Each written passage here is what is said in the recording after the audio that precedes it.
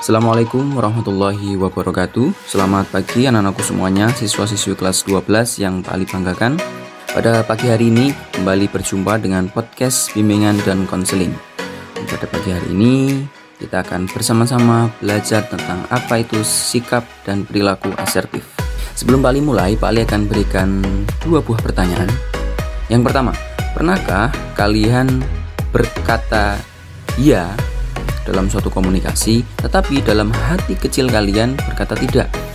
Atau pertanyaan kedua, pernahkah kalian ketika berkomunikasi dengan orang lain merasa orang lain tidak mendengarkan Anda, atau seolah-olah mendengarkan Anda tetapi tidak menjalankan apa yang seperti yang Anda harapkan?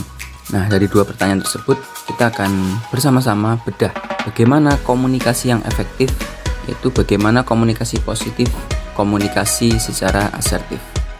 Nah, komunikasi asertif adalah suatu kemampuan untuk mengkomunikasikan apa yang diinginkan, dirasakan, dan dipikirkan kepada orang lain, namun dengan tetap menjaga dan menghargai hak-hak serta perasaan pihak lain.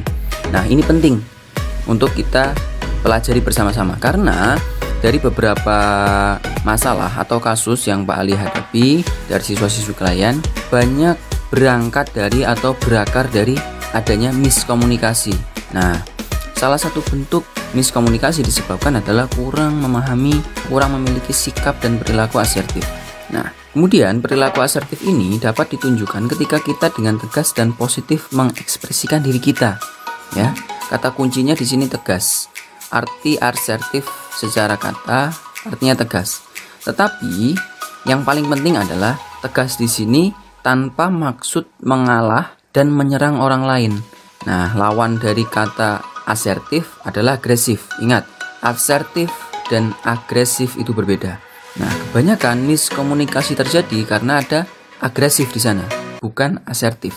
Di sini, ketika kita menyampaikan perasaan, pikiran, atau opini kita di masyarakat, artinya kita berinteraksi dengan banyak orang, penting sekali untuk kita menyampaikan pikiran, opini, perasaan kita kepada lawan bicara kita dengan cara asertif. Dalam bersikap asertif, seseorang dituntut untuk jujur terhadap dirinya sendiri dan jujur pula dalam mengekspresikan perasaan, pendapat, dan kebutuhan secara proporsional tanpa ada maksud untuk memanipulasi, memanfaatkan, atau merugikan pihak lain.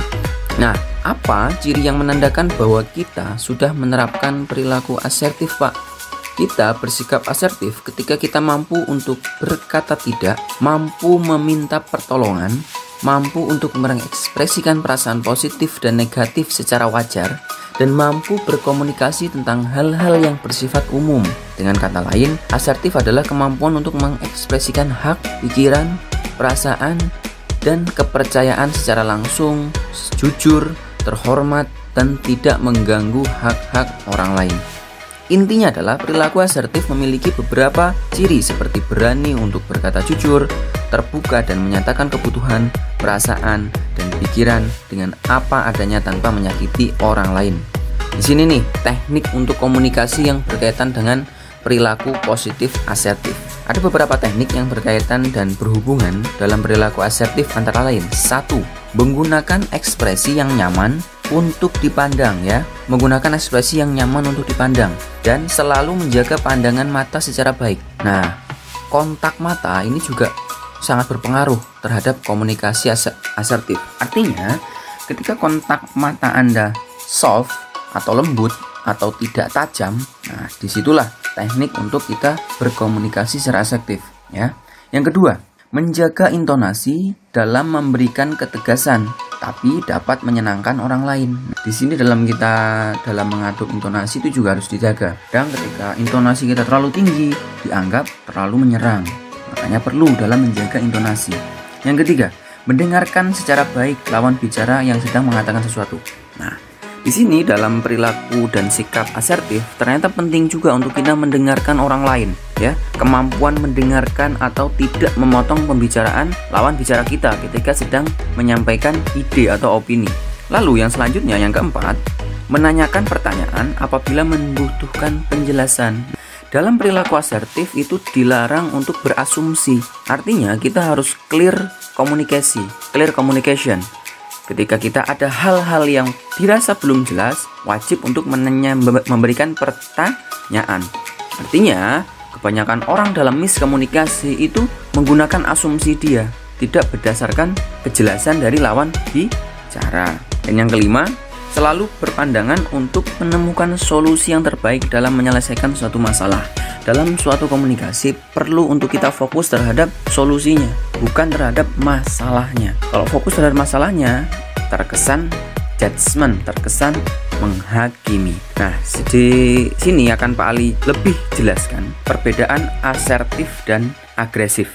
Ya, ini penting sekali untuk bekal kita semua nantinya setelah kalian lulus dari SMK Penerbangan, dimanapun kalian berada nantinya, selalu gunakan pola-pola komunikasi yang asertif, bukan agresif.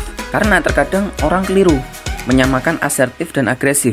Kita sering melihat kedua hal ini sama saja, artikan dianggap sama. Memang serupa, tetapi tidak sama. Artinya, di dalam asertif memang tegas, tetapi tidak tegas yang agresif. Kunci perbedaannya adalah sebagai berikut. Orang yang bersikap asertif akan mengekspresikan dengan menghormati orang lain. Dia juga menjaga hak-hak orang lain juga. Dan ia juga menginginkan yang terbaik bagi orang lain. Menghormati dirinya sendiri, fokus untuk menciptakan situasi menenangkan atau menang-menang antara kedua belah pihak. Jadi tidak menang yang subjektif, tapi kedua belah pihak itu tidak ada yang dirugikan. Dan mencari cara untuk mendapatkan kesepakatan yang adil tanpa merugikan siapapun. Lalu bagaimana dengan agresif?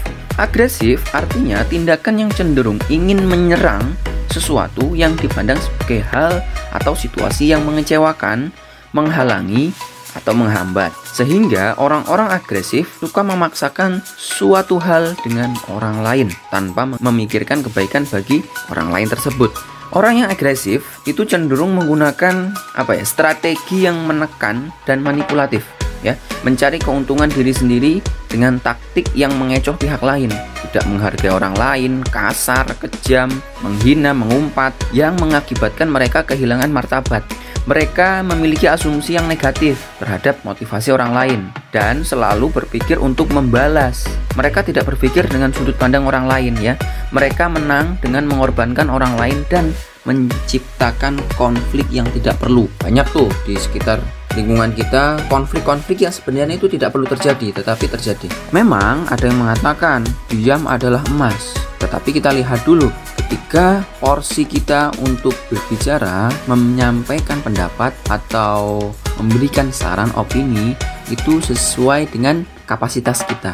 Nah, di sini untuk menjadi asertif itu keuntungannya banyak sekali, yaitu dengan menyatakan apa adanya perasaan dan emosinya seseorang tidak akan dikendalikan orang lain. Yang jelas efektif dalam berinteraksi, lebih menghargai orang lain, menjadi lebih percaya diri, dan memiliki rasa puas. Jadi penting mengapa kita berkomunikasi dengan asertif. Tentu saja tujuannya adalah untuk mencapai hal-hal yang kita inginkan dan kita perlukan. Pada akhirnya secara bersamaan ini juga berusaha untuk memenuhi kebutuhan orang lain yang bisa kita penuhi tanpa melanggar hak-hak diri kita sendiri. Intinya adalah, atau inti dari komunikasi adalah proses untuk meraih situasi yang tidak merugikan atau tidak ada yang dirugikan dari kedua belah pihak. Artinya dimanapun kalian berada nantinya, baik itu melanjutkan studi kemudian atau bekerja di suatu instansi atau perusahaan atau berwirausaha, penting untuk berkomunikasi secara asertif. Mungkin di sini dulu materi podcast bimbingan dan konseling pada pertemuan ke-6 kali ini. Terima kasih. Mohon maaf apabila ada tutur kata yang kurang berkenan dari Pak Ali. Mohon maaf sekali lagi. Billahi taufiq wal hidayah. Wassalamualaikum warahmatullahi wabarakatuh.